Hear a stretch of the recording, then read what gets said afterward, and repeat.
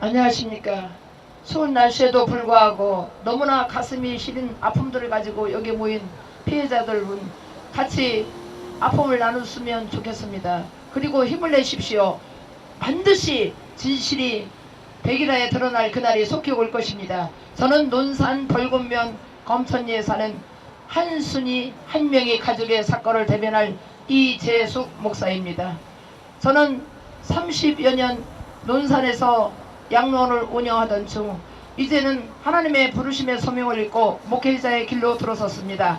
그런데 몇 달 전 저는 뼈아픈 소식을 접하게 되었습니다.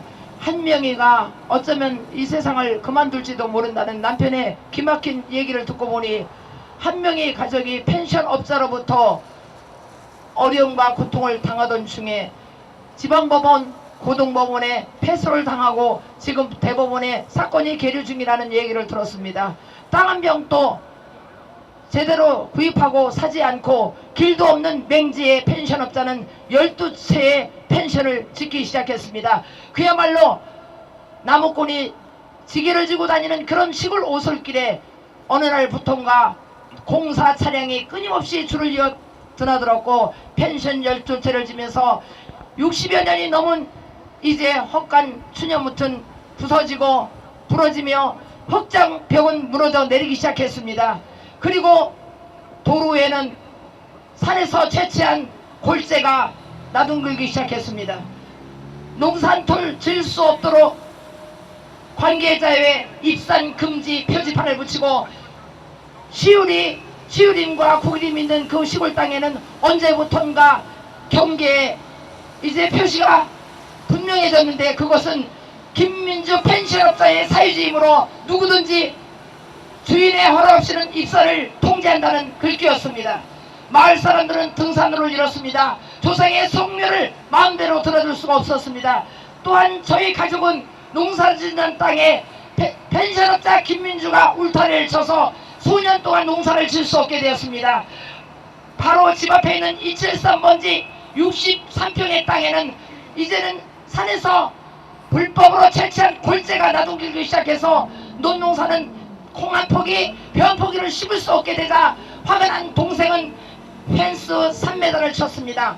그런데 펜스를 친 것이 결국은 부채를 잃어버리게 만들었고 어머니를 식물인간이로 만들 수밖에 없는 기가 막히고 어처구니 없는 정말로 생각조차 하기 어려운 사건이 벌어지고 말았습니다.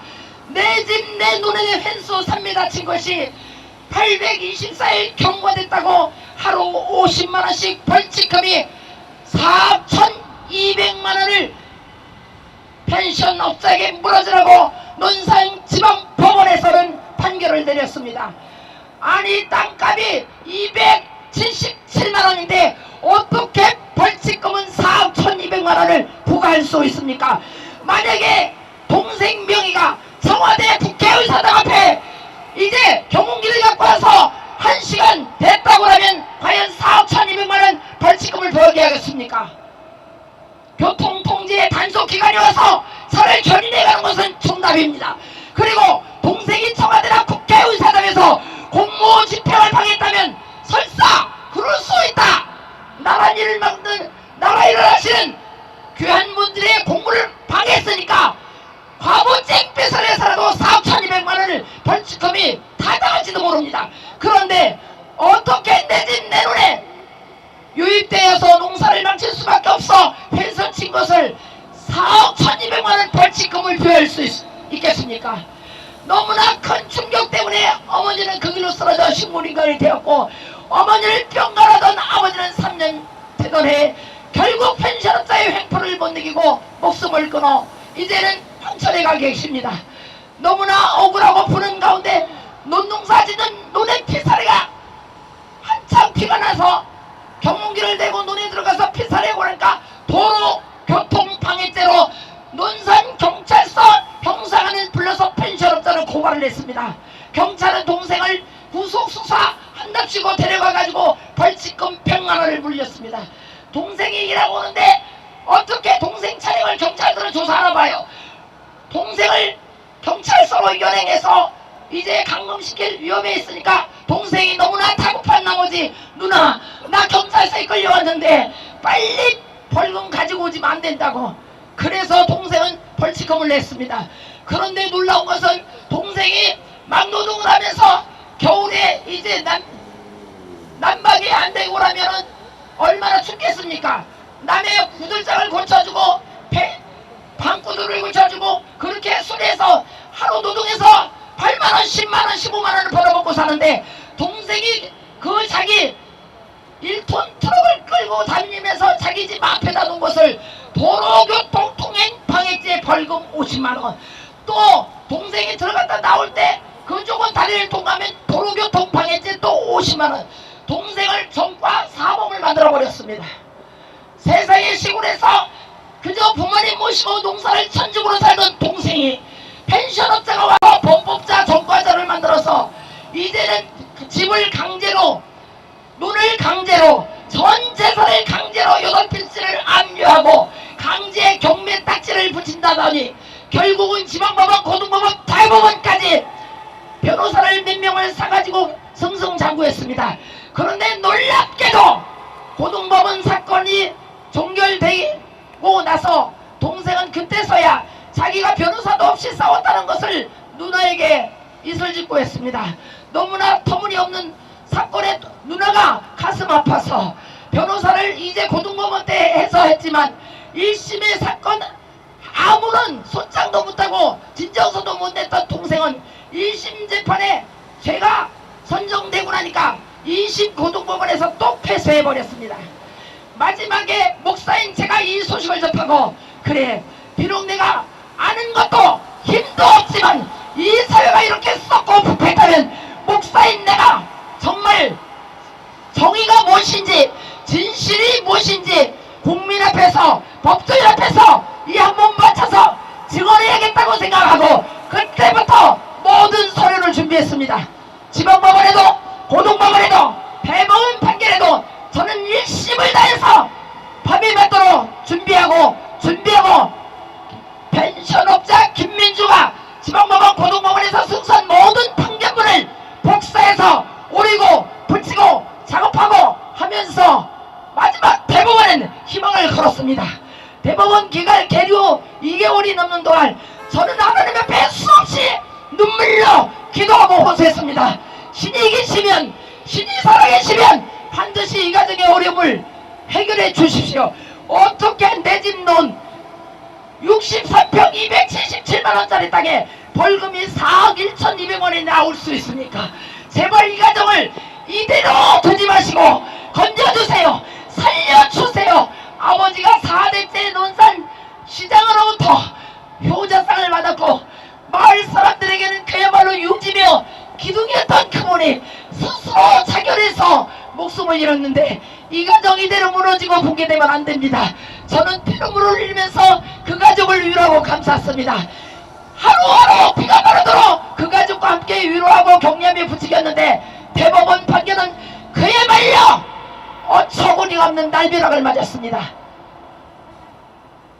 한 명이 패소, 김민주와 법정 투쟁했던 모든 법정병은 피고가 부담한다.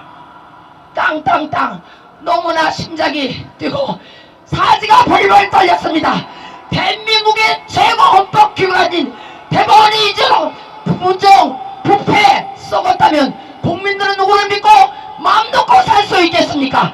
대법원까지 이렇게 한 통속이 되어서 있는 자의 편에 들고 없는 사람은 차라리 짓밟히고 길바닥에 내동댕치는 이 사회, 과연 우리 국민은 누구를 믿고 정치를 뽑으며 누구를 믿고 자녀들을 가르칠 수 있겠습니까? 저는 한 명의 사건을 보면서 너무나 터무니없어서 너무나 기가 막혀서 수없이 마을 주민들과 진정을 했고 수없이 많은 증거 자료를 보내주고 또 보내주었음에도 불구하고 길이 없어도 개발 행위는 비행기나 헬리콥터로도 집을 질 수 있습니다. 이것이 과연 논산시 관계자의 입에서 나오는 말입니까? 그런데 6년이 지난 지금도 헬리콥터는 대두산 자락에 정상에 뜨지 않았으며 지금도 비행기는 건축대대를 싣고 오가는 모습을 한 번도 눈으로 목도한 적이 없습니다. 그렇다면 이렇게 썩은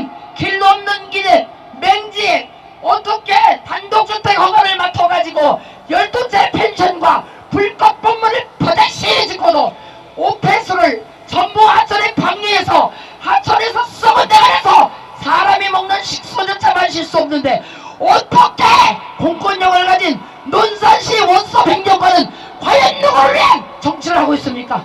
저는 너무나 억울하고 기가 막혀 시장님께 물어보고 거래해보고 따지고 싶은 심정입니다. 어떻게 국민을 위한 원수섭이 어떤 특정 개개인에게는 고통이 되며 죽음 위에 아픔을 느꼈게 하며 어떤 사람에게는 돈만 있으면 된다는 황금만능주의의 사상을 그대로 공권력에 투입해서 그렇게 하고 있는지, 어떻게 명의가 자신의 목숨이 위험하다고 느껴가지고 자기 집 마당에 CC 카메라를 댔더니 그것으로 법원으로부터 불법이라고 CCTV를 뜨게 하고, 그리고 동생 명의가 트랙터를 가지고 논밭 갈고 먹고 사는데 그 트랙터 유리를 무엇이 누가 때리는지 모르지만 산산조각으로 박살을 냈어요.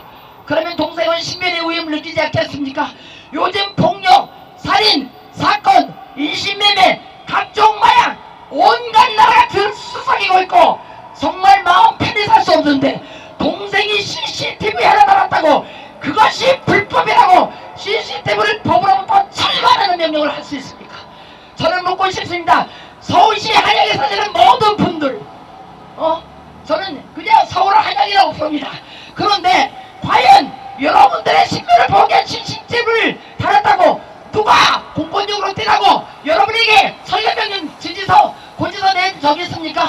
어떻게 대한민국의 전재산에 다 강제 경매로 뺏긴 내 동생의 집만 CCTV를 떼라고 할 수 있습니까?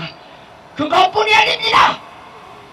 저는 청와대에 탄원서를 여러 차례 썼습니다. 청와대에서 어느 날 희소식이 하나 왔습니다. 사건을 재조사라는 희소식이 저한테는 너무나 흥분되었습니다. 그런데 사건을 맡은 검사는 한 번도 저희 집에 오지 않고 모든 사건을 혐의 없음,